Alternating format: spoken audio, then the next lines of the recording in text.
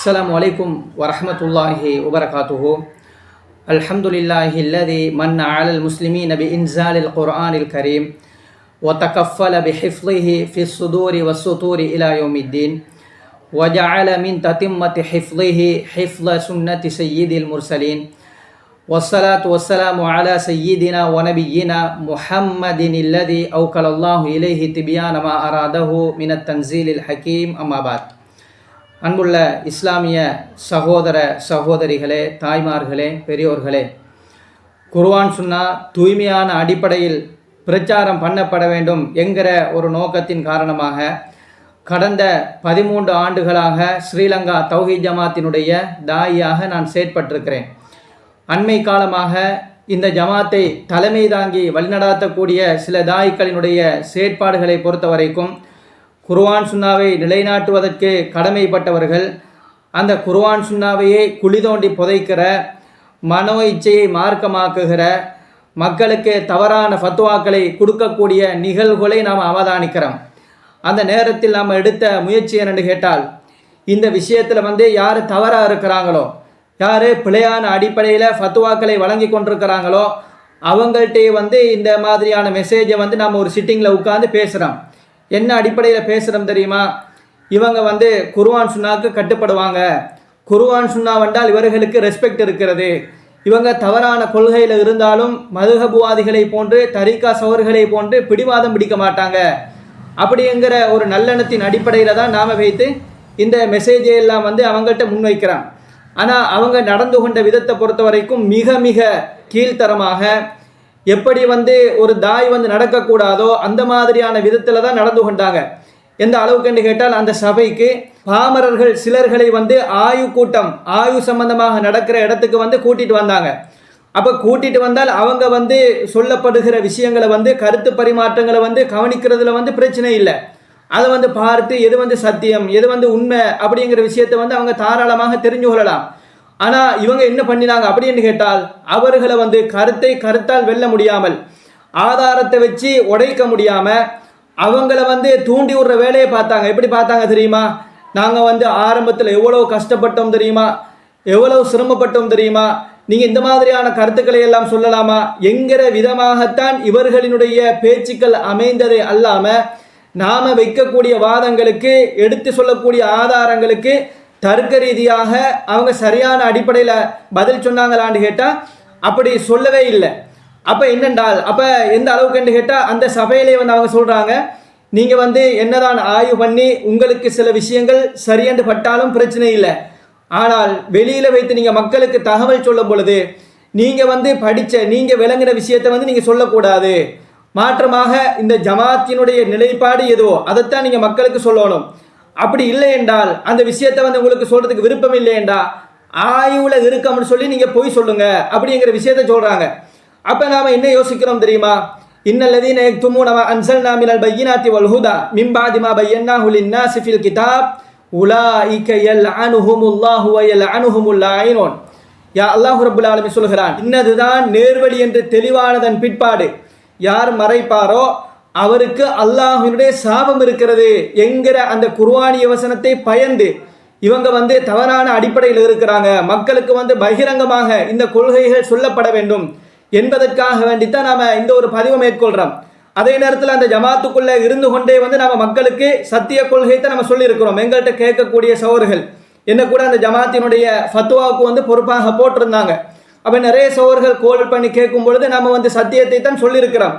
இருந்தாலும் இந்த மாதிரி சொல்ல முடியாத அளவுக்கு கடுமையான அடிப்படையில் கெடுபடிகளை போடுகிற பொழுது நாம் இதுக்கு பிறகு இதில் பயணிக்க முடியாது. பயணித்தோம்னு சொன்னால் நாளை மறுமை நாளில் சொர்க்கம் போகிறது கேள்விக்குறியாகிறோம் என்கிற ஒரு நோக்கத்தின் அடிப்படையில் தான் நாம் இந்த ஜமாத்திலிருந்து வெளியேறோம். இவங்க பிழையான கொள்கையில் இருக்கிறாங்க, அசத்தியத்தில் இருக்கிறாங்க, நேர்வழியில் இல்லை என்கிறத நாம் போகிற போக்கில் அடிச்சுட்டு போகலை. இதுக்கு அடுக்கடுக்கான ஆதாரங்களை வச்சு, ஏராளமான சான்றுகளை வச்சு தான் நாம் நிறுவவிருக்கிறோம். இதில் முதல் விஷயம் என்னென்னு கேட்டால், இதில் நாம் இப்போ இந்த வீடியோவில் என்னென்ன விஷயங்களை சொல்ல போகிறோமோ அது மட்டும்தான் இருக்குது என்று நீங்கள் நினைச்சிடக்கூடாது. சுப்ஹானல்லாஹ், எக்கச்சக்கமான மார்க்க விஷயங்களில் விளையாடி இருக்கிறாங்க, கைவரிசைகளை காட்டியிருக்கிறார்கள், மக்களுக்கு தவறான ஃபத்வாக்களை வழங்கி இருக்கிறாங்க. அந்த விஷயங்கள் சுட்டி காட்டப்பட்டதன் பிற்பாடு கூட அவங்க யோசிக்காம, இல்லை நாம ஜமாத்தினுடைய நிலைப்பாடு இதுதான், ஆரம்பத்தில் இருந்து எடுத்தது இதுதான், டிஎன்டிஜேல இருந்து எங்களுக்கு மெசேஜ் வர்ற வரைக்கும் நாங்கள் மாற்ற மாட்டோம், அவங்க குர்ஆன் சுன்னாக்கு கொடுக்குற மதிப்பை விட அவங்களோட பைலோவுக்கு தான் பெரிய அளவுக்கு மதிப்பு கொடுக்குறாங்க. அப்போ இதையெல்லாம் பார்க்கும் பொழுது தான் நாம் யோசிக்கிறோம், இவங்க மனிதர்களை இருக்கிற அந்த ஜமாத்தினுடைய உறுப்பினர்களை தவறான பாதைக்கு அழைச்சிட்டு போகிறாங்களே, அவங்க அவங்கள சரியான அடிப்படையில் கைட் பண்ணப்பட வேண்டுமே என்கிறதுக்காக வேண்டித்தான் சில விஷயங்களை நாம் உங்களுக்கு சொல்கிறோம். நிறைய விஷயங்கள் இருந்தாலும் அனைத்து விஷயங்களும் அனைத்து மக்களுக்கும் புரியாது. சில விஷயங்களை பொறுத்த வரைக்கும் ஹதீஸ்களை சம்பந்தப்பட்ட விஷயமாக இருக்குது. சில விஷயங்களை பொறுத்த வரைக்கும் நம்ம ஆழ்ந்து கூர்மையான சிந்தனையோடு பார்க்கும் பொழுதுதான் எங்களுக்கு சில விஷயங்கள் புலப்படும். அதனால இப்போ நாம சொல்லவிருக்கிற விஷயங்களை பொறுத்த வரைக்கும் பச்சை பிள்ளைக்கும் விளங்குற மாதிரி, எந்த ஒரு பாமரர்களும் தெளிவாக புரிந்து கொள்ளும் விதமான விஷயங்களை பார்த்து தான் நாம குறிப்பிட்ட ஒரு நிமிஷத்துல ஷோட்டாக நாம சொல்லவிருக்கிறோம். முதலாவது விஷயம் என்னன்னு கேட்டா, நபிகள் நாயகம் ஸல்லல்லாஹு அலைஹி வஸல்லம் அவங்களோட பேரை நாம கேட்டோம் மட்டும் வைங்க, கேட்கிற நேரத்தில் ஸலவாத்து சொல்லணும் என்கிற விஷயத்தை நாம எல்லாருமே விளங்கி வச்சிருக்கிறோம். திருமிதி என்கிற நபிமொழி தொகுப்புல பதிவு செய்யப்பட்டிருக்கக்கூடிய ஒரு செய்தி, ரசூலுல்லாஹ் சொன்னாங்க, ரஹிம அன்ஃபு ரஜுலின், எவனிடத்தில் நான் கூறப்பட்டு அவன் என் மீது ஸலவாத்து சொல்லலையோ அவன் நாசமா போகட்டும் என்று ரசூலுல்லாஹ் சொன்னாங்க. இன்னொரு இடத்துல, எவனிடத்தில் நான் சொல்லப்பட்டு என் மீது ஸலவாத்து சொல்லலையோ அவன் கஞ்சன் என்று ரசூலுல்லாஹ் இந்த வார்த்தையை பயன்படுத்துறாங்க. அப்ப யோசிச்சு பாருங்க, இந்த ஹதீஸ்ங்கிறது வெள்ளிலை மலை, ஒருத்தர் ரசூலுல்லாஹ் பத்தி பேசுறாரு, பக்கத்துல நாம கேட்கிறோம் அல்லது இன்னொருத்தர் கேட்கிறாரு. அப்ப யாரு ரசூலுல்லாஹ்வோட பெயர் கூறப்படும் பொழுது அதனை செவிமடுப்பாரோ அவர் ஸலவாத்து சொல்லணும் என்கிறது தெளிவா இருக்கு இல்லையா? இதுக்கு பெரிய பெரிய விளக்கம் எங்களுக்கு தேவையா? தேவையில்லை. ஆனால் இந்த எஸ்எல்டிஜே டிஎன்டிஜேன்னு சொல்றாங்க தெரியுமா, ரசூலுல்லாஹ்வோட பெயர் கூறப்பட்டாலும் நீ ஸலவாத்து சொல்ல தேவையில்ல. ஏன் தெரியுமா? அதுக்கு அந்த ஹதீஸுக்கு வேற விளக்கம் அப்படின்னு சொல்லி சம்பந்தமே இல்லாம நபிகள் நாயகம் அவர்கள் யாருக்கு கஞ்சன் என்று சொல்லி ரசூலுல்லாஹ் சொன்னாங்களோ, யார் நாசமா போகட்டும் என்று ரசூலுல்லாஹ் சொன்னாங்களோ அந்த மாதிரியான நிலைக்கு தகுதியானவர்களாக மக்களை எல்லாம் மாற்றி கொண்டிருக்கக்கூடிய நிலைகளை நம்ம பார்க்கலாம். அப்ப இந்த ஹதீஸ் தெளிவா சொல்லுது என்னன்னு கேட்டால், ஒருத்தர் ரசூலுல்லாஹ்வோட பேரை சொல்றாரு, அப்ப அதை இன்னொருத்தர் கேட்கிறாராக இருந்தால் கேட்கக்கூடியவர் ஸலவாத்து சொல்லணும், இது தெளிவு. ஆனா இவங்க என்ன சொல்றாங்க தெரியுமா, அப்படியெல்லாம் சொல்ல தேவையில்ல சொல்லிட்டு நீங்க அதுக்கு அந்த ஹதீஸுக்கு என்ன விளக்கம் தெரியுமா, அந்த ஹதீஸை கூட அறிவிப்பாளர் வரிசையில சரி அப்படிங்கிற கருத்தை ஏத்துக்கிறாங்க. என்ன சொல்றாங்கன்னா, அந்த ஹதீஸுக்கு விளக்கம் என்ன தெரியுமா, நீங்க அத்தஹியாத்து ஓதும் பொழுது கடைசியில ஸலவாத்து சொல்லணுமா இல்லையா, அதைத்தான் இந்த ஹதீஸ் குறிக்குது. அதே போல பாங்கு துவா சொல்றதுக்கு முன்னால ஸலவாத்து ஓதணுமா இல்லையா, அதைத்தான் இந்த ஹதீஸ் சொல்லுது அப்படிங்கிற விளக்கத்தை சொல்றாங்க. நாம் என்ன கேட்கிறோம்னா, இந்த விளக்கம் எங்க இருந்து எடுத்தீங்க? இந்த விளக்கம் நான் சொன்ன ஹதீஸ்ல இருக்குதா? அப்படி ரசூலுல்லாஹ் வேற எங்கேயாவது எங்களுக்கு விளங்கப்படுத்தி இருக்கிறாங்களா? அப்ப ஒன்றுமே இல்லை. இவங்களாக மன இச்சைக்கு ஏற்றவாறு அந்த ஹதீஸை எல்லாம் வளைக்கக்கூடிய நிலையை பார்க்கலாம். அதற்கு என்னமாவது ஆதாரம் இருக்குதா அப்படின்னு சொல்லி அவங்க சொல்ற நேரத்தில் என்ன சொல்லுவாங்க அப்படின்னு கேட்டால் பாருங்க, புகாரில 8வது இலக்கத்தில் பதிவு செய்யப்பட்டிருக்கக்கூடிய ஒரு செய்தி, நபிகள் நாயகம் ஸல்லல்லாஹு அலைஹி வஸல்லம் அவர்கள் சொன்னார்கள், புனியல் இஸ்லாமு அலா ஹம்சின், இந்த இஸ்லாமிய மார்க்கம் என்கிறது 5 தூண்களின் மீது நிறுவப்பட்டிருக்கிறது. ஒன்று, ஷஹாதத்தி அல்லா இலாஹ இல்லல்லாஹ் வ அன்ன முஹம்மதர் ரசூலுல்லாஹ், வணங்குவதற்கு தகுதியானவன் அல்லாஹ் ஒருவன் மட்டும்தான், முஹம்மது நபி அவர்கள் இறைவனுடைய தூதர் என்று உறுதியாக நம்புவது, இதுதான் இஸ்லாத்தினுடைய முதலாவது தூண் என்று ரசூலுல்லாஹ் சொல்றாங்க. இப்ப இந்த செய்தியை சொல்லிட்டு என்ன சொல்றாங்கன்னா, ஒருத்தர் இஸ்லாமிய மார்க்கத்துக்கு வரும் பொழுது அவர் அஷ்ஹது அல்லா இலாஹ இல்லல்லாஹ் வ அன்ன முஹம்மதர் ரசூலுல்லாஹ் என்றுதான் சொல்லணும். இப்ப இந்த கலிமால ரசூலுல்லாஹ்வோட பேர் வருதில்ல, அந்த பேர் வந்தால் கண்டிப்பாக ஸலவாத்து சொல்லணும் என்றால் அப்ப ரசூலுல்லாஹ் அந்த இடத்துல அஷ்ஹது அல்லா இலாஹ இல்லல்லாஹ் வ அன்ன முஹம்மதன் ஸல்லல்லாஹு அலைஹி வஸல்லம் ரசூலுல்லாஹ் என்றுதானே சொல்லி கொடுத்துருப்பாங்க. அப்படி சொல்லி கொடுக்கலன்னா என்ன அர்த்தம்டா, ரசூலுல்லாஹ்வோட பேரை சொன்னாலும் நீங்க ஸலவாத்து சொல்ல வேண்டிய அவசியம் இல்லை என்கிற ஒரு விஷயத்தை சொல்றாங்க. நாம் என்ன கேட்கிறோம் தெரியுமா, இந்த ஹதீஸ்ல ஒருத்தர் ரசூலுல்லாஹ்வோட பேரை சொல்லும் பொழுது அவர் ரசூலுல்லாஹ்க்கு ஸலவாத்து சொன்னாலும் சொல்லாவிட்டாலும் பிரச்சனை இல்லை என்கிற கருத்து வருது. ஆனா நம்ம ஆரம்பத்தில் எடுத்துக்காட்டணும் இல்லையா, அந்த ஹதீஸ் இந்த ஹதீஸுக்கு சம்பந்தமே இல்லை. அந்த ஹதீஸ் என்ன சொல்லுதுண்டா, அது ஒருத்தர் ரசூலுல்லாஹ் பத்தி பேசுறாரு, இன்னொருத்தர் கேட்கிறாரு. அப்ப கேட்கிறவருக்குரிய கடமை என்ன தெரியுமா? அவர் வந்து ஸலவாத்து சொல்லணும். அப்ப ரசூலுல்லாஹ்ட பெயர் சொல்லப்படும் பொழுது அதனை யாரு கேட்பாரோ அவர் ஸலவாத்து சொல்லணும்ங்கிறது நான் ஆரம்பத்தில் எடுத்து காட்டிய ஹதீஸ். ஆனா இந்த ஹதீஸ் என்ன சொல்லுது? யார் வந்து ரசூலுல்லாஹ்ட பெயரை சொல்லுவாரோ அவர் வந்து ஸலவாத்து சொல்ல தேவையில்ல என்கிற கருத்தை சொல்லக்கூடிய இந்த ஹதீஸை வச்சுக்கொண்டு அப்ப ரசூலுல்லாஹ்ட பெயரை கேட்பவர் கூட ஸலவாத்து சொல்ல வேண்டிய அவசியம் இல்லை என்று சொல்றதா இருந்தா பாருங்க ஹதீஸை வந்து எப்படி விளங்கி வச்சிருக்கிறாங்க. அதே போல நீங்க பாங்கு துஆல பார்க்கலாம். இவங்க காட்டுற ஆதாரம் அல்லாஹும்ம ரப்ப ஹாதிஹி தஅவத்தி தாம்மா வஸ்ஸலாத்தில் காயிமா ஆதி முஹம்மதனில் வஸீலத வல் ஃபதீலா. இது வந்து பாங்கு துஆ. இந்த பாங்கு துஆ சொல்லும் பொழுது யாராவது வந்து ஆத்தி முஹம்மதன் ரசூலுல்லாஹ்ட பேர் வந்து இருக்குது ஸலவாத்து சொல்லணுமாக இருந்தால் ஆத்தி முஹம்மதன் ஸல்லல்லாஹு அலைஹி வஸல்லம் அல் வஸீலா என்று நாம யாருமே சொல்றல்லே. அப்ப அதனால வந்து ரசூலுல்லாஹ்ட பேரை கேட்டாலும் ஸலவாத்து சொல்ல தேவையில்ல என்கிறதுக்கு வந்து இந்த ஹதீஸை வந்து ஆதாரமா காட்டுறாங்க. அதே மாதிரி இன்னொரு ஹதீஸை வந்து சொல்றாங்க. என்ன ஹதீஸ் கேட்டா ஹந்தக் போர்க்களத்தின் பொழுது நபி தோழர்கள் எல்லாம் ரசூலுல்லாஹ்க்கு முன்னிலையில் ஒரு வாசகம் மட்டும் சொன்னாங்க. என்ன வாசகம் என்று கேட்டால் நஹ்னுல் லதீன பாயஉ முஹம்மதன் அலல் ஜிஹாதி மா பகீனா அபதா. நாங்கள் இந்த உலகத்தில் உயிரோடு இருக்கும் காலமெல்லாம் அல்லாஹ்வினுடைய பாதையில் அறப்போர் புரிவோம் என்று இந்த முஹம்மது அவர்களிடத்தில் நாங்கள் பையத் செய்திருக்கிறோம் என்கிற வார்த்தையை சொல்லுவாங்க. இப்ப இந்த ஹதீஸை காட்டி பாத்தீங்களா? நபித்தோழர்கள் சொல்லும் பொழுது அதே போல பாங்கு துஆவின் பொழுது முஹம்மதுங்கிற வார்த்தை மட்டும்தான் வருது.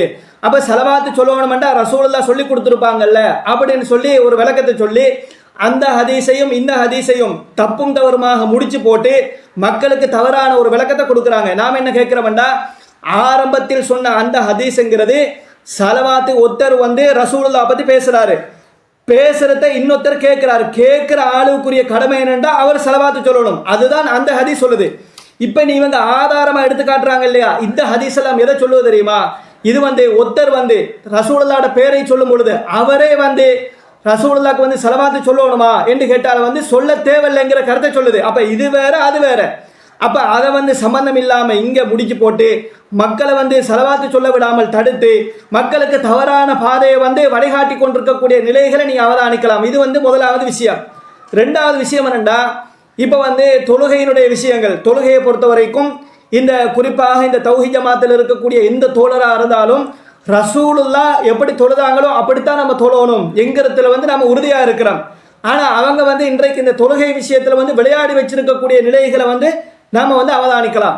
என்ன விஷயம்னு கேட்டால் சுஜூது செய்யற நேரத்துல எங்களினுடைய இரண்டு குதிகால்களையும் இப்படி இணைச்சு வைக்கிறதா அல்லது வந்து பிரிச்சு வைக்கிறதா அப்படிங்கிற ஒரு விஷயம் இருக்குது. இப்ப இதுல வந்து நம்ம இணைச்சுத்தான் வைக்கணும், இதுதான் வந்து நபிமொழி என்பதற்கு வந்து ஒரு ஆதாரம் என்னன்னு கேட்டா இப்னு ஹுசைமால பதிவு செய்யப்பட்டிருக்கக்கூடிய ஒரு செய்தி. ஆயிஷா ரலியல்லாஹு அன்ஹா அவங்க வந்து சொல்றாங்க ஃபகத்து ரசூலுல்லாஹி ஸல்லல்லாஹு அலைஹி வஸல்லம் வகான மஇ அலா ஃபிராஷி. அல்லாஹ்வின் தூதர் ஸல்லல்லாஹு அலைஹி வஸல்லம் அவங்க என்னுடைய விரிப்புல வந்து ரசூலுல்லாஹ் இருந்தாங்க. ஒரு கட்டத்தில் ரசூலுல்லாஹ் பார்க்குறாங்க, வந்து ரசூலுல்லாஹ் அந்த இடத்துல இல்லை. அப்போ ரசூலுல்லாஹ் எங்க அப்படின்னு சொல்லி பார்க்குற நேரத்தில் அவங்க சொல்றாங்க ஃபவஜத்துஹு சாஜிதன் ராஸன் அகிபைஹி முஸ்தக்பிலன் பிஅத்ராஃபி அஸாபிஹில் கிப்லா. அல்லாஹ்வின் தூதர் ஸல்லல்லாஹு அலைஹி வஸல்லம் அவங்க சுஜூது செஞ்சாங்க. சுஜூது செய்யும் பொழுது அவர்களினுடைய கால்களினுடைய விரல் நுனிகள் எல்லாம் வந்து கிப்லாவை முன்னோக்கி கொண்டிருந்தது. அதே நேரத்தில் தங்களினுடைய இரண்டு கால்களையும் குதிகால்களையும் வந்து இணைச்சி வச்சிருந்தாங்க. இது வந்து நான் பார்த்தேன் அப்படின்னு சொல்லி வரக்கூடிய செய்தி வந்து நீங்க இப்னு ஹுசைமால வந்து பார்க்கலாம். இப்ப இது வந்து ஆதாரபூர்வமான செய்தி. ஏன்னா இந்த செய்தியை வந்து டிஎன்டிஜே பலகீனம் அப்படிங்கிற கருத்தை சொல்றாங்க. இப்ப பாருங்க, இப்ப ஹதீஸ் கலைங்கிறது வந்து சின்ன விஷயம் இல்லை. அது சம்பந்தமாக மக்களுக்கு நாம ஒரு தகவலை சொல்றதா இருந்தா எங்களுக்கு டீப்பான நுழைச்சி தேவை, கூர்மையான சிந்தனைகள் தேவை. அந்த மாதிரியான நுணுக்கமான சவர்கள் தான் வந்து இந்த துறையில வந்து களமிறங்கி மக்களுக்கு வந்து தகவல் சொல்லணும்.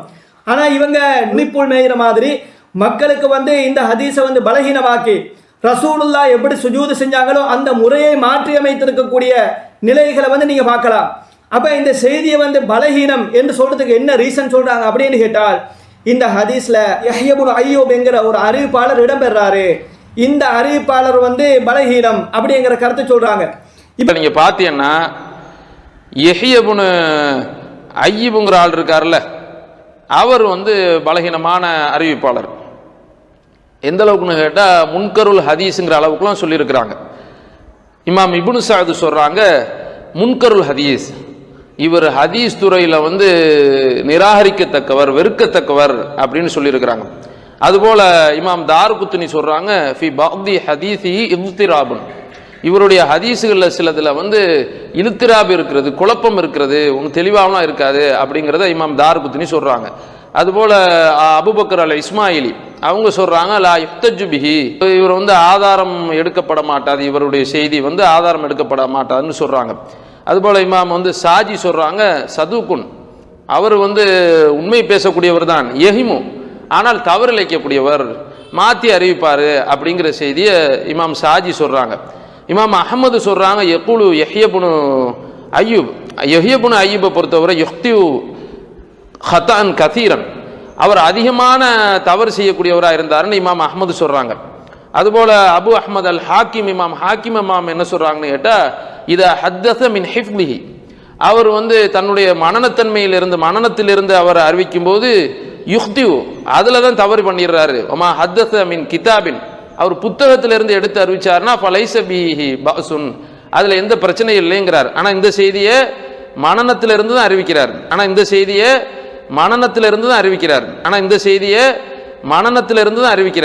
இந்த தகவல் வந்து தஹதீபுல் கமாலில் 31வது பாகம் 233வது பக்கத்தில் இடம்பெற்றிருக்கிறது. தஹதீபில் 11வது பாகம் 164வது பக்கத்தில் இடம்பெற்றிருக்கிறது. இவங்க சொல்ற நேரத்தில் வந்து உண்மையிலே வந்து இவங்க இந்த மார்க்க விஷயத்தில் வந்து அமானிதம் பேணக்கூடிய ஆக்களா இருந்தா இந்த அறிவிப்பாளர் தொடர்பாக யார் வந்து குறை சொன்னாங்களோ குறைய மட்டுமே வந்து காட்டுறாங்க. ஆனால் நிறைய அறிஞர்கள் வந்து இவரை பற்றி நிறைய சொல்லியிருக்கிறார்கள், புகழ்ந்து பேசியிருக்கிறார்கள், அதையெல்லாம் இருட்டடிப்பு செஞ்சாச்சு. அப்போ இவங்க வந்து குறை சொல்கிறாங்கல்ல, அந்த குறை சொன்ன அறிஞர்களை தாண்டி எத்தனையோ அறிஞர்கள் இவரை வந்து இந்த அறிவிப்பாளரை வந்து மிக மிக நம்பகமானவர் அப்படிங்கிற கருத்தை வந்து சொல்லியிருக்கிறாங்க. என்ன சொல்லியிருக்கிறாங்க? இமாம் புகாரி வந்து அவரை பற்றி எல்லாருக்குமே தெரியும், வந்து ஒரு அறிவிப்பாளரை வந்து எடை போடுறதா இருந்தால் அவ்வளவு துல்லியமாக வந்து எடை போடுவாங்க. மனுஷனுங்கிற அடிப்படையில் சில இடங்களில் வந்து தவறு வந்திருக்குது, அது வேற விஷயம். ஆனால் வந்து அவர் பெரும்பாலும் வந்து சரியாத்தானே கணிப்பார். அந்த இமாம் புகாரி அவங்க சொல்கிறாங்க இந்த யஹ்யபுன் அய்யூப்ங்கிற அறிவிப்பாளர் இவர் வந்து நம்பகமானவர். அதே போல இப்னு ஹஜர் அல் அஸ்கலானி அவங்க சொல்றாங்க இவர் வந்து சதுகுன், உண்மையாளர் அப்படிங்கிற கருத்தை சொல்லியிருக்கிறாங்க. அதே போல இஸ்ஹாக் இப்னு மன்சூர், இப்ராஹிம் அல் ஹர்பி, யஸீத் இப்னு அல் ஹைசம், இப்படியான அறிஞர்கள் எல்லாம் வந்து இவரை வந்து ஏற்றுக்கொண்டிருக்கிறாங்க, நம்பகமானவர் அப்படிங்கிற கருத்தை சொல்றாங்க. இன்னும் சொல்ல போனால் இவர் வந்து இவங்க சொல்ற மாதிரி பலகீனமான ஆளா இருந்தா இவரை வந்து ஏற்றுக்கொள்ளக்கூடாது, இவர் அறிவிச்ச ஹதீஸை வந்து நாம பலகீனம் என்பதுதான் எங்களுடைய நிலைப்பாடா இருந்தா இவர் அறிவிச்ச ஹதீஸ் புகாரில இருக்குது, முஸ்லீம்ல இருக்குது, அதையெல்லாம் பலகீனம் என்று சொல்லணுமா இல்லையா? ஆனா இவங்க சொல்லல. என்ன விஷயம்டா, இவங்க மேலோட்டமா பார்த்துட்டு வந்து மக்களுக்கு தவறான கருத்தை சொல்லிட்டாங்க. இப்போ சொன்னாலும் வந்து இந்த விஷயங்கள் வந்து சொல்லப்படுது. இது வந்து நான் வந்து புதுசா பேசுறேன் என்கிற ஒரு நிலை கிடையாது. இது வந்து அறிஞர்களால இதற்கு முன்னால இவர்களுக்கு சுட்டி காண்பிக்கப்பட்டது. அப்ப பட்டாலும் இவர்களினுடைய கடமை என்ன தெரியுமா தோழர்களே? உடனடியாக மன்னிப்பு கேட்டு அல்லது வந்து சொன்ன விஷயங்களுக்கு வந்து பதில் சொல்லணும். நாங்க சொன்னது வந்து கரெக்டு தான், அதற்கு நீங்கள் சொல்லக்கூடிய விமர்சனங்கள் வந்து சரி வராது, அது பொருந்தாது என்று வந்து பதில் சொல்ல கடமைப்பட்டிருக்கிறாங்க. அப்ப பதிலும் இல்லை, திருத்தி அமைக்கக்கூடிய அந்த மனோநிலையும் கிடையாது. அப்ப சுஜூது செய்யும் பொழுது 2 குதிகால்களை சேர்க்கிறதே தான் நபி வழி.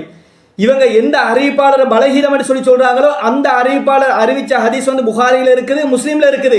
அப்ப இவர் அறிவிச்ச அந்த இப்னு ஹுசைமால வர்ற செய்தியை பலகீனம் என்று சொல்றதா இருந்தா புகாரி முஸ்லீம் அறிவிப்பாளர் ரீதியில வந்து இவர் அறிவிச்ச ஹதீஸை ஏற்றுக்கொள்ள கூடாது என்கிற ஒரு நிலை வரும்.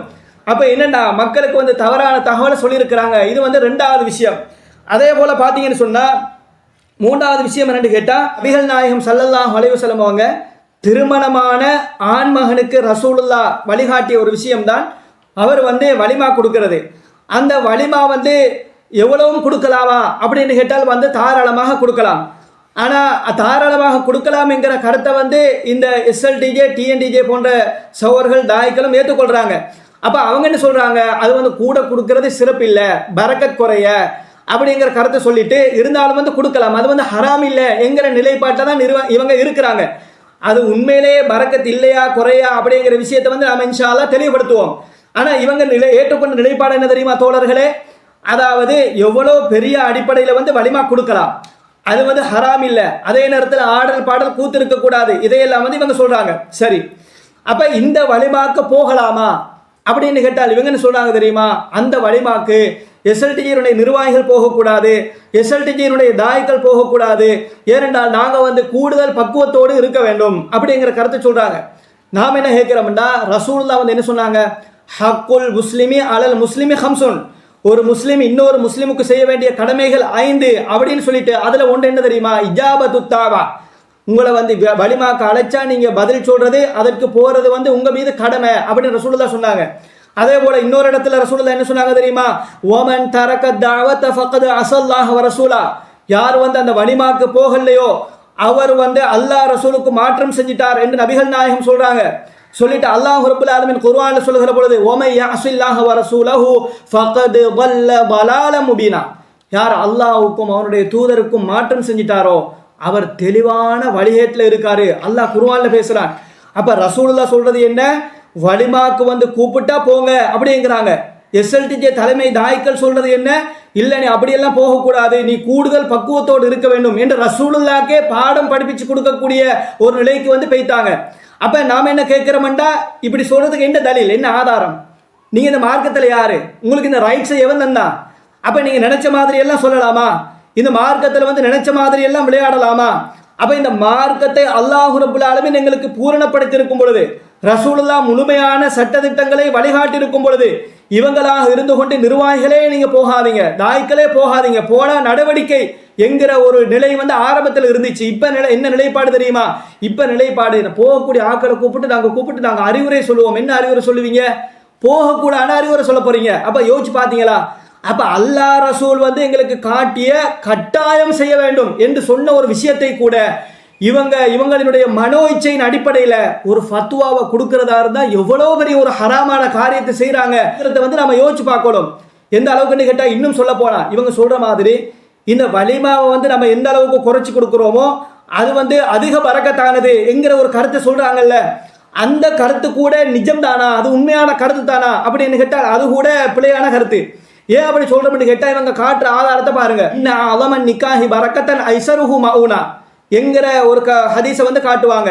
எந்த நிக்காஹ் வந்து எளிமையான அடிப்படையில் இருக்குதோ அதுதான் வந்து மிகவும் பரக்கத்தானது என்கிற ஒரு ஹதீஸ் ஒன்று இருக்குது. இந்த ஹதீஸ்ல வந்து ரசூலுல்லாஹ் பயன்படுத்திய வார்த்தை என்ன, நிக்காஹ்ங்கிற வார்த்தையை பயன்படுத்துறாங்க. இப்ப நிக்காஹ்ண்டா யோசிச்சு பாருங்க தோழர்களே, நிக்காஹ்ங்கிறது எது வரைக்கும் தெரியுமா, அது ஒப்பந்தம் வரைக்கும் தான். ஒப்பந்தம் முடிஞ்சிட்டா, ஒப்பந்தம் முடிஞ்சதன் பிற்பாடு போடப்படுற விஷயம் தான் வலிமாங்கிறது. ரசூலுல்லாஹ் இந்த ஹதீஸ்ல பயன்படுத்துற வாசகம்ங்கிறது நிக்காஹ்ங்கிறது. அப்ப நிக்காஹ்ங்கிறது ஒப்பந்தம் வரைக்கும் தான். அப்ப அந்த ஒப்பந்தத்துக்குள்ள எங்களுக்கு என்ன செலவு இருக்குது, ரசூலுல்லாஹ் ஏன் அப்படி சொல்லணும், எளிமையான அடிப்படையில் வந்து செலவு செய்யப்படணும் என்கிற வார்த்தையை வந்து ஏன் ரசூலுல்லாஹ் சொன்னாங்க அப்படின்னு கேட்டால், அந்த ஒப்பந்தத்துக்குள்ள இருக்கக்கூடிய ஒரே செலவு என்னண்டா, மஹரங்கிற ஒரே ஒரு செலவு மட்டும்தான். அந்த மஹரை பத்தி தான் ரசூலுல்லாஹ் சொல்றாங்க. என்ன சொல்றாங்கன்னா, நீங்க மஹரை கொடுக்கும் பொழுது உங்களை நீங்கள் சிரமப்படுத்தி கொண்டு கஷ்டப்படுத்தி கொண்டு அந்த மாதிரி வந்து கொடுக்க வேண்டிய அவசியம் இல்லை.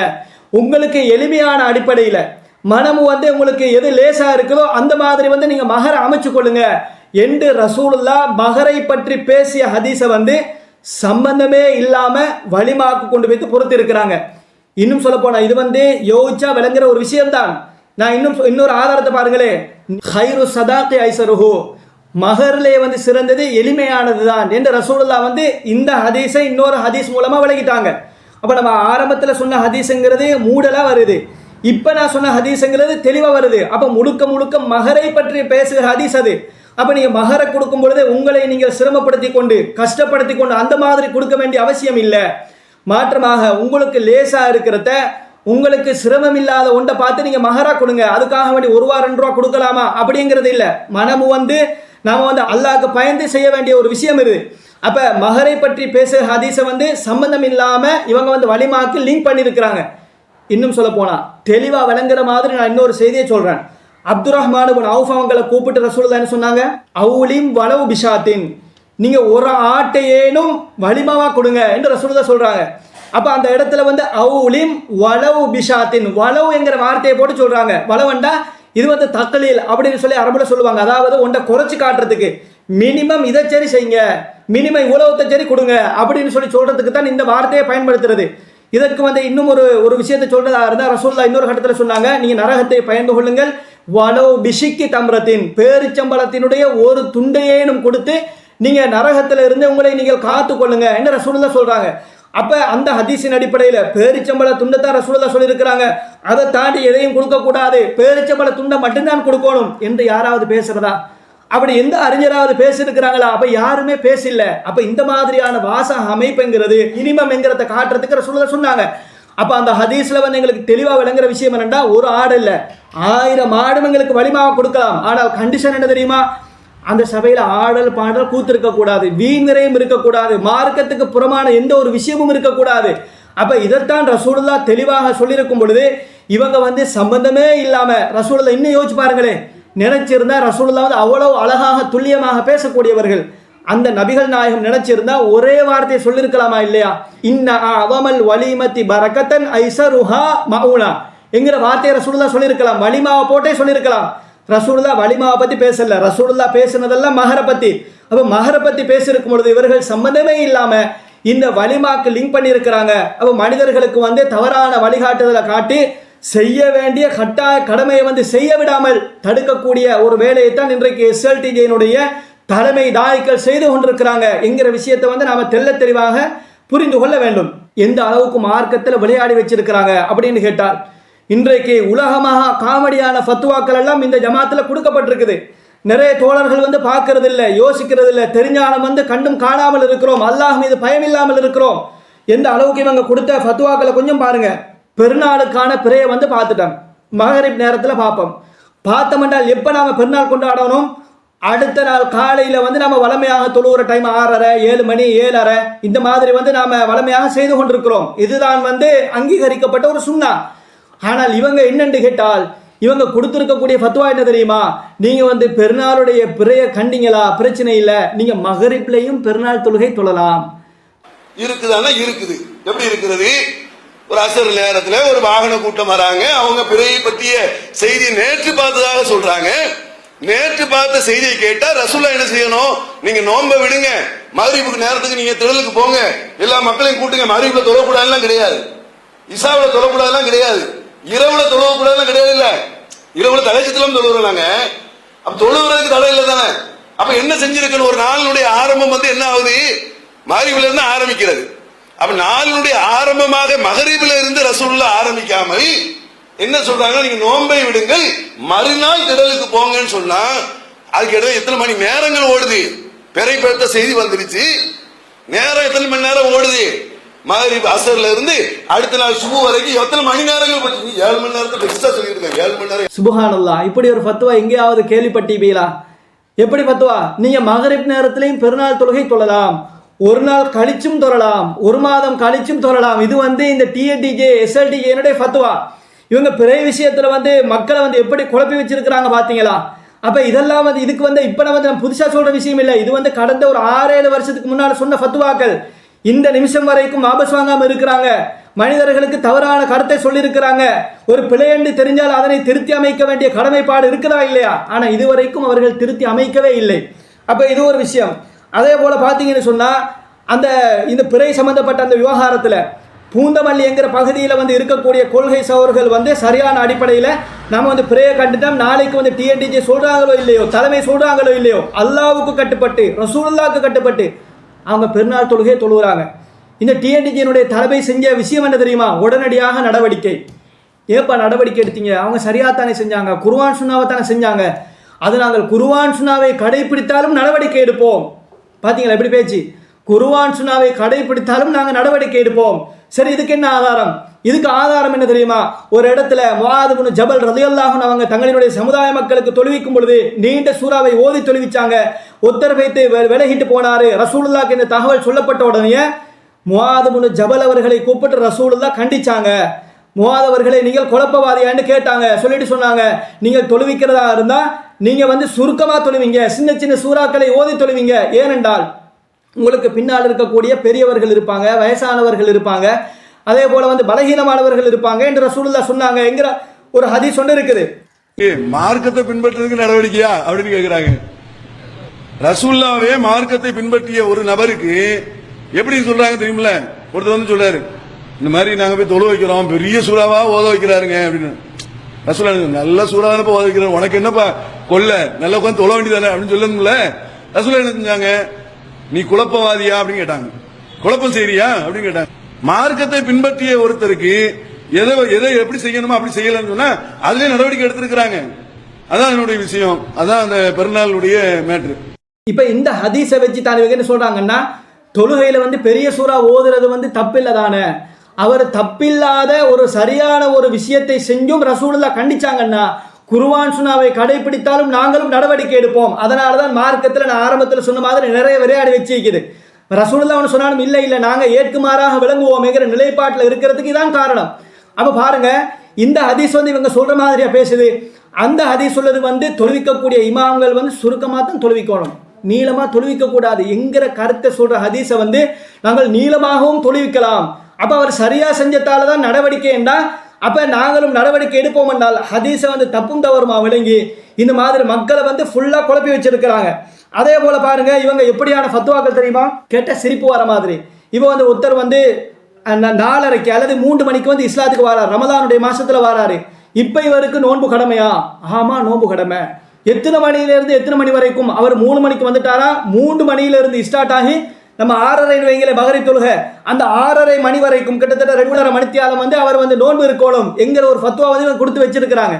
அப்ப இது வந்து தெளிவா கேட்டீங்கன்னா, ஒருவர் இஸ்லாத்திற்கு வருகிறார், காலையில் நல்லா சாப்பிட்டு இருக்காரு, மதியம் நல்லா சாப்பிட்டு இருக்காரு, ஒரு 4 மணிக்கு இஸ்லாத்தை ஏற்றிருக்கிறார். அவருக்கு அந்த நிமிடத்திலேயே நோன்பு ஃபர்லாகி விட்டது. அந்த நிமிடத்திலிருந்து அவர் நோன்பை கடைபிடிக்க வேண்டும். 1.5 மணி நேரம் தானே இருக்கு, 2 மணி நேரம் தானே, பிரச்சனை இல்லை, நோன்பு கடமை ஆகிவிட்டது. இது நோன்பை பொறுத்தவரைக்கும் இது சட்டம். குர்ஆனுக்கு மாற்றமான கருத்து இல்லையா? அல்லாஹ் ரப்பல் ஆலமீன் குர்ஆன்ல சொல்கிறானே, நீங்க ஃபஜ்ர்ல இருந்து சூரியன் மறைகிற வரைக்கும் நோன்பை முழுமைப்படுத்துங்கள் என்று அல்லாஹ் சொல்லியிருக்கும் பொழுது அந்த குர்ஆன் வசனத்தை அப்பட்டமாக மீறி இவங்க கொடுத்திருக்கக்கூடிய ஃபத்வாங்கிறது மிக மிக மனோ இச்சையின் அடிப்படையில் கொடுத்திருக்கிறாங்களே. அல்லாஹ் கேட்கிறான், ஒமன் அபல்லு மிம்மன் இத்தபஅ ஹவாஹு பிகைரி ஹுதம் மினல்லாஹ். அல்லாஹ்வினுடைய நேர்வழியை விடுத்து யார் மனோ இச்சையை பின்பற்றுவானோ அவனை விட மிகப்பெரிய வழிகேடன் யார் என்று அல்லாஹ் கேட்கிறானே. அந்த குர்ஆன் வசனத்திற்கு 100% பொருந்தக்கூடியவர்களாக இந்த டிஎன்டிஜே எஸ்எல்டிஜே இருக்கிறாங்களா இல்லையா? அப்ப யோசிச்சு பாருங்க. அதே மாதிரி இவங்கள்ட்ட கேட்கக்கூடிய ஃபத்வா, இன்னொரு ஃபத்வா பாருங்க. இப்ப பூஜை செய்யப்பட்ட உணவு ஹராமா ஹலாலா, இது வந்து பெரிய ஒரு அளவுக்கு வந்து சர்ச்சையா ஓடிக்கொண்டிருக்குது. இது வந்து இவங்களோட நிலைப்பாடுங்கிறது ஹராம், சரி அப்படியே வச்சுக்கோமே. இப்ப இவங்கள்ட்ட ஒருத்தர் கேள்வி கேட்கிறாங்க, ஒரு உணவை வந்து பூஜை செய்யறதுக்கு முன்னால ஒருத்தர் தர்றதாக இருந்தால் அப்ப எங்களுக்கு சாப்பிடலாமா என்று வந்து கேட்கிறாங்க. இந்த டிஎன்டிஜேனுடைய தாய் என்ன சொன்னார் தெரியுமா? அந்நிய மதத்தவர்கள் இந்துக்கள் அவங்க வந்து ஏதாவது ஒரு உணவை உங்களுக்கு பூஜிக்கிறதுக்கு முன்னால தந்தாங்கன்னா நீங்க சாப்பிடலாம், அதுல வந்து பிரச்சனை இல்லை. அதே நேரத்தில் முஸ்லிம்கள் கந்தூரியோ அல்லது கத்தமோ கொடுக்குற நேரத்தில் அந்த மாதிரியான காரியத்தை செய்யறதுக்கு முன்னால உங்களுக்கு சாப்பாடு தந்தா நீங்க சாப்பிடக்கூடாது. அப்ப இந்துக்கள் தந்தா சாப்பிடலாம், முஸ்லிம்கள் தந்தா சாப்பிடக்கூடாது. என்னப்பா ஆதாரம்? ஆதாரமெல்லாம் ஒன்றுமே இல்லை, எல்லாமே மனோ இச்சை, எல்லாமே வந்து குர்ஆன் சுன்னாக்கு மாற்றமானது. அப்ப இதையெல்லாம் நம்ம சொல்ற நேரத்தில் தான் இவர்களுக்கு தாங்க முடியாமல் பார்க்குறாங்க, இவரை வந்து எப்படிதான் ஜமாத்தோட்டு விரட்டுறது. இவன் ஒன்றே விரட்டுறதா இருந்தால் பெண் குற்றச்சாட்டு வேண்டும், இல்லை என்றால் பொருளாதாரம் சம்பந்தப்பட்ட குற்றச்சாட்டு வேண்டும். இந்த மாதிரி எந்த ஒரு குற்றச்சாட்டும் அல்லாஹ்வோட உதவியால நம்ம மீது இல்லை. அப்ப அப்படி இருக்கும் பொழுதுதான் என்ன பண்றாங்க அப்படின்னு கேட்டால், ஒரு கட்டத்தில் வந்து இந்த ரமதானுக்கு வந்து ஒரு இடத்துக்கு வந்து ப்ரோக்ராம் போடுறாங்க. அந்த ப்ரோக்ராம் போடும்பொழுது நாம் என்ன சொல்லணும்னு கேட்டால், நம்ம அந்த இடத்துல வந்து ஃபெமிலியாக இருக்கிறோம், என்னோட ஒய்ஃபை வந்து விட்டுட்டு போகிறதுக்குரிய தனியாக விட்டுட்டு போகிறதுக்குரிய சூழ்நிலை இல்லை. அப்போ சொல்கிறோம் வந்து அந்த ஜமாத்தில் வந்து தாய்க்கு பொறுப்பாக இருக்கக்கூடியவருக்கு வந்து பாடி பல தடவைகள் நம்ம சொல்கிறோம் வந்து மௌலவி அந்த இடத்துக்கு ரமலான் நிகழ்ச்சி போடாதீங்க, எனக்கு போகிறதே கஷ்டமாக இருக்குது என்று நாம் சொல்கிறோம். அப்போ சொல்கிற நேரத்தில் தான் அவர் என்ன ஒரு வார்த்தையை பாவிச்சாரண்டா, நீங்கள் வந்து இருந்தால் இருங்க, இல்லை என்றால் பொட்டியை கட்டிட்டு போங்க, நாங்கள் சொல்கிற மாதிரி கேட்குறதா இருந்தால் கேளுங்க, இல்லை என்றால் நீங்கள் வீட்டுக்கு போக வேண்டியதான் என்கிற வார்த்தையை சொல்கிறாரு. இதனை மற்ற நிர்வாகிகள் கண்டிப்பாங்க என்று பார்த்தா அடுத்த நாள் வந்து ஒரு டீமே வராங்க, ஒரு வேன் ஃபுல்லாக வராங்க. வந்து அந்த சபையிலிருந்து உட்கார்ந்து பேசின விஷயம் என்ன தெரியுமா? சம்பந்தப்பட்ட இந்த தாயை கண்டிக்காமல் இப்படியான ஒரு வார்த்தையை பாவிக்கக்கூடாது, ஒரு தாய்க்கு வந்து இந்த மாதிரியான வார்த்தைகளை வந்து யூஸ் பண்ணுறது அழகில்லை என்று அவருக்கு அறிவுரை சொல்வதற்கு பதிலாக அத்தனை பேரும் சேர்ந்து வந்து எங்களை கண்டிக்கிறாங்க. எப்படி நீங்கள் வந்து ஜமாத்தை கட்டுப்பட்டு போங்க. சரி, ஜமாத்தை கட்டுப்படலாம், கட்டுப்படாமல் இருந்த சரித்திரங்கள் இருக்குதா? நாம் வந்து 13 ஆண்டு காலங்களில் ஏதாவது ஒரு பேட் ரெக்கார்டு இருக்குதா? எங்கேயாவது பயானுக்கு போட்டு இவர் போகல, ஏமாத்தினாரு, இந்த மாதிரி செஞ்சாரு அப்படின்னு ஏதாவது ஒரு கெட்ட ஒரு முன்மாதிரி இருக்குதா? ஒன்றுமே இல்லை, நாங்கள் முழுக்க முழுக்க பங்களிப்பு கொடுத்துருக்கிறோம். அப்படி இருக்கும் பொழுது இவர் இந்த மாதிரியான வந்து வார்த்தை பிரயோகத்தை பாவிச்சிருக்கிறார், இவர் கண்டனத்திற்கு உள்ளானவர் என்று தெரிந்தும் கூட அத்தனை நிர்வாகிகளும் பக்கசார்பாக அந்த தாயை யார் வந்து இந்த மாதிரி எனக்கு பேசினாரோ அவருக்கு சப்போர்ட்டிவாக தான் நின்றாங்க. அப்போ என்னண்டா இவரை வந்து எப்படியாவது ஜமாத்தில் இருந்து தூக்கணும், அகற்றணும், அதற்காக வேண்டி நிறைய பார்த்தாங்க. நாம் அல்லாஹ்வுடைய உதவியால் அந்த ஜமாத்துக்குள் இருந்து கொண்டே நாம் வந்து இந்த மார்க்கத்தை தெளிவாக சொல்லியிருக்கிறோம். மக்கள் மன்றத்தில் எந்த சந்தர்ப்பத்திலும் இந்த மார்க்கத்தை மறைச்சது இல்லை. தனிப்பட்ட முறையில் யாரெல்லாம் கேட்பாங்களோ எல்லாருக்கும் நாம் சொன்னோம். அப்போ இன்றைக்கு இந்த ஜமாத்திலிருந்து வெளியால் வர்றதுக்கு காரணம் என்னண்டா, நாம் ஃபுல்லாக முயற்சி எடுக்கிறோம், திருந்துவாங்க, குர்ஆன் சுன்னாக்கு கட்டுப்படுவாங்க. ஆனால் இவங்க கட்டுப்படுற மாதிரி எல்லாம் இல்லை. இவங்க குர்ஆன் சுன்னாக்கு வந்து சரண்டர் ஆகிறவர்களை போன்று, ரெஸ்பெக்ட் பண்ணுவர்களை போன்று எங்களுக்கு விளங்கல்ல. அப்ப இதையெல்லாம் வந்து இவர்கள் பொது வழியில் பேசலாமா? ஜமாத்தை உடைக்க பார்க்கிறாங்க, ஜமாத்தை வந்து சிதைக்க பார்க்கிறார்கள். எங்களுடைய கட்டமைப்பு எவ்வளவு முக்கியம் தெரியுமா? இப்ப இதையெல்லாம் சொல்றதுக்கு காரணம் என்ன தெரியுமா தோழர்களே? இந்த ஜமாத்தை உடைக்கணும், சிதைக்கணும் என்கிற ஒரு நோக்கம் இல்லை. இதை வந்து யார் தவறான அடிப்படையில் வழிநடாத்தி கொண்டிருக்கிறார்களோ அப்படியாப்பட்டவர்கள் அப்புறப்படுத்தப்பட வேண்டும். அவர்களுக்கு மாற்றீடாக நல்ல நாலேஜ் உள்ள, நல்ல புத்திசாலியான, நல்ல மார்க்க தெரிவுள்ள கொண்டு வந்து நாம் அந்த இடத்துல வந்து நம்ம உட்கார வைக்க வேண்டும். அப்படியான சிறந்த தலைவர்களை நாம் என்றைக்கு கொண்டு வந்து இந்த இடத்துல வந்து நாம நிப்பாட்டுறோமோ அன்றைக்கு தான் எங்களை சரியான அடிப்படையில் வழிநடாத்துவாங்க. அப்ப சிறந்தவர்களை நாம கொண்டு வர வேண்டும் என்கிற ஒரு கோரிக்கையின் அடிப்படையில தான், என்கிற ஒரு வேண்டுதலின் அடிப்படையில தான் இந்த தகவலை நாங்க மக்களுக்கு சொல்கிறோமே அல்லாம ஜமாத்தை உடைக்க பார்க்குறாங்க, அது பார்க்குறாங்க. நாங்கள் கேட்டதுக்கெல்லாம் பதில் சொல்லுங்க. முதல்ல கிளை தோழர்கள், ஆதரவாளர்கள் இதை கேளுங்க. இந்த மாதிரி விஷயம் சுஜூதில் வந்து சேர்க்கணுமா இல்லையா? நீங்க சேர்க்க கூடாது என்றால் அதற்கு என்ன ஆதாரம்? நீங்க பலகீனம் என்று சொல்லி சொல்றீங்களே, அது வந்து நியாயம் தானா? அதை வந்து நீங்க கேளுங்க. அதே போல வந்து ரசூலுல்லாஹ் மீது ஸலவாத் சொல்ல கூடாது என்று நீங்க தடுக்கிறீங்களே, காற்ற ஆதாரம் எல்லாம் சம்பந்தமே இல்லையே. அப்ப இதை வந்து நீங்க மக்கள் வந்து அவங்கள்ட்ட கேட்கணும். இப்படி ஒவ்வொரு விஷயமாக நீங்க கேட்டு அவர்களை வந்து நெறிப்படுத்த வேண்டிய கடமைப்பாடு தோழர்களுக்கு, கிளை நிர்வாகிகளுக்கு, உறுப்பினர்களுக்கு, தாய்களுக்கு இருக்கிறது. இல்லை நாங்கள் கேட்க மாட்டோம், ஏதோ வாய்மூடி மௌடியாக இருப்போம் என்றால் தோழர்களை பயந்து கொள்ளுங்கள். நீங்கள் நாளை மறுமை நாளையில் சொர்க்கம் செல்ல வேண்டும் என்கிற நோக்கத்தில் இந்த ஜமாத்தில் வந்து நீங்க இணைஞ்சு கொண்டீங்க. எந்த அளவுக்குன்னு கேட்டால் நீங்க இன்னொரு விஷயம் பாருங்க. ஆரம்பத்தில் இந்த SLTJங்கிறது வந்து நாம் இப்படி இல்லை. எங்களுக்கு எதிராக யார் வந்து மறுப்பு சொன்னாலும் சரி உடனடியாக நாங்கள் அதாவது அவர்களுக்கு பதில் சொல்லக்கூடிய, அவர்களுக்கு மறுப்பு பேசக்கூடிய ஒரு நிலையில வந்து நம்ம ஆரம்ப காலகட்டத்தில் இருந்தோம். இன்னைக்கு நிலைமை என்ன தெரியுமா?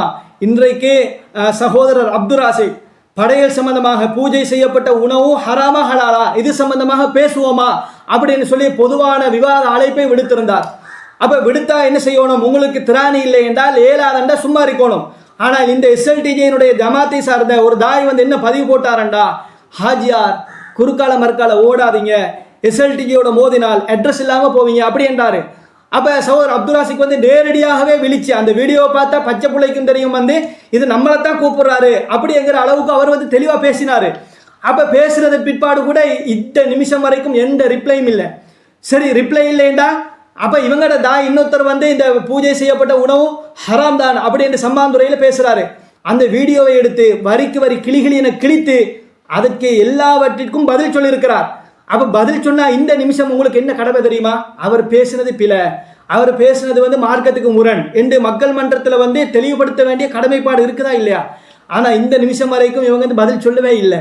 ஏனண்டா இவங்க வந்து ஆரம்பத்தில் இருந்த மாதிரி எல்லாம் இல்லை, மக்களுக்கு தெளிவுபடுத்தணும், மக்களுக்கு வந்து இந்த மார்க்கத்தை வந்து சரியான அடிப்படையில் வந்து கொண்டு வைத்து சேர்ப்பிக்கணும் என்கிற எந்த ஒரு நோக்கமும் மற்றவர்களாக ஏதோ வேறு சில நோக்கங்களுக்கு இருப்பவர்களை போன்றுதான் நமக்கு தெரிகிறது. அப்ப தோழர்கள் புரிந்து கொள்ள வேண்டிய விஷயம் என்னண்டா, கிளை தோழர்கள் அதே போல சகோதரர்கள், நீங்க வந்து இந்த ஜமாத்தை வளர்க்க வேண்டும். ஜமாத்தை வந்து குர்ஆன் சுன்னா அடிப்படையில் செல்ல வேண்டும். குர்ஆன் சுன்னாவே மக்கள் மன்றத்தில் பிரச்சாரம் பண்ணப்பட வேண்டும் என்பதற்காக வேண்டி நீங்கள் கொடுக்கிற ₹1 இருந்தாலும் அது பிரயோஜனமான அடிப்படையில் அது செலவு செய்யப்படுகிறதா, மார்க்கத்தை சொல்வதற்கு அது செலவழிக்கப்படுகிறதா என்கிறதை எல்லாம் பார்ப்பது உங்க மீது கட்டாய கடமை.